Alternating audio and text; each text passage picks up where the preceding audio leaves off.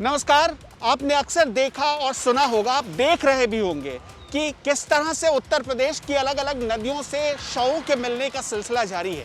गंगा नदी में लाशें तैर रही हैं, हालत ऐसी हो गई है। लेकिन इस बीच उत्तर प्रदेश के अलग अलग जिले के गांवों में एक गंभीर बुखार से लोग प्रभावित हो रहे हैं।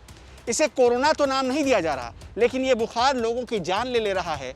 और होता ऐसा है कि बुखार से लोग 4-5 दिन तक प्रभावित रहते हैं, अस्पताल में बेड पर भर्ती रहते हैं, उन्हें सब कुछ मिलता है, लेकिन फिर भी वो बचाए नहीं जा सकते।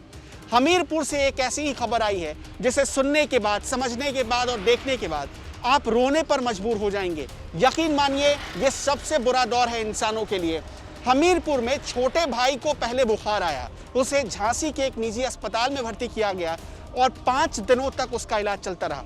इलाज में कोई कमी नहीं हुई, उसे दवाई दी गई, उसे बेड मिला, लेकिन इसके बाद भी उसकी जान चली गई। हैरत की बात तो यह है, जैसे ही उसका शव हमीरपुर के खहेड़ी लोधन गांव पहुंचा था, उसके शव से लिपटकर बड़ा भाई इतना जोर जोर से रोने लगा कि उसके बाद सदमे से उसकी भी मौत हो गई, उसकी भी जान निकल गई। इंसानों के लिए कितना बहुत संकट काल चल रहा है। आप इसे समझिए कि एक ही समय में, एक ही दिन में, एक ही घर से 2-2 अर्थियां उठाई गई।